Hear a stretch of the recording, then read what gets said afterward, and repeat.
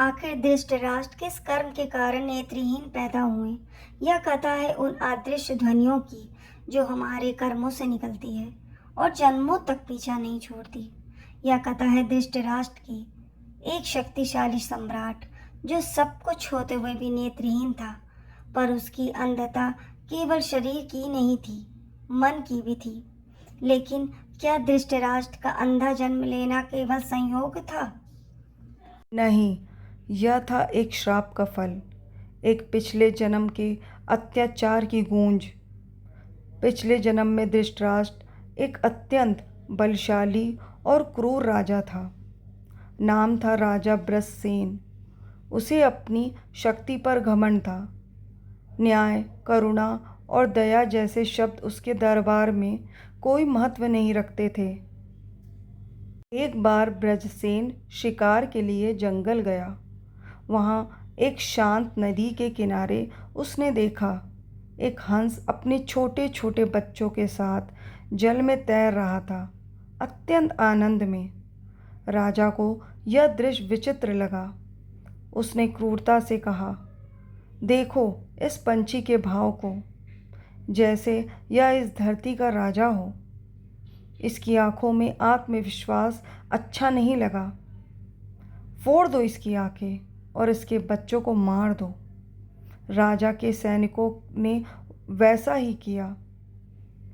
हंस की आंखें नोच ली और उसके बच्चे मार दिए। हंस छटपटा उठा। वह घायल था, लेकिन उसके शब्द अमोघ थे। हे राजा, तूने मेरी आंखों का उजाला छीना है, मेरी संतान छीन ली है। तू भी एक दिन जन्म लेगा, पर अंधा जन्मेगा। तेरे भी पुत्र होंगे और वो भी मारे जाएंगे जैसे मेरे मारे गए। राजा हंसा। उसे इस श्राप की कोई चिंता नहीं थी। युग बीते, समय बदल गया। वही आत्मा कुरुवंश में जन्मी और नाम रखा गया धृतराष्ट्र। वह वीर था, बलवान था, योग्य था, लेकिन उसकी आंखें नहीं थीं।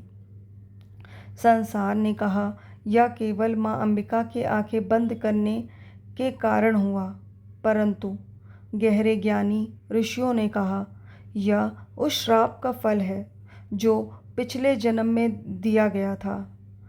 धृतराष्ट्र के पुत्र दुर्योधन, दुशासन और अन्य 98 भाई महाभारत के युद्ध में मारे गए।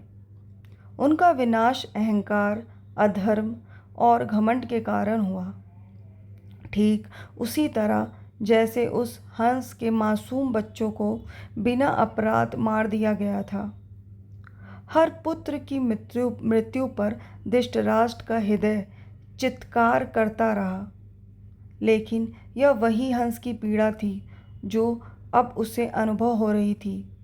जब युद्ध समाप्त हुआ और शांति लौटी, तब धृतराष्ट्र ने गहराई से आत्मनिरीक्षण किया।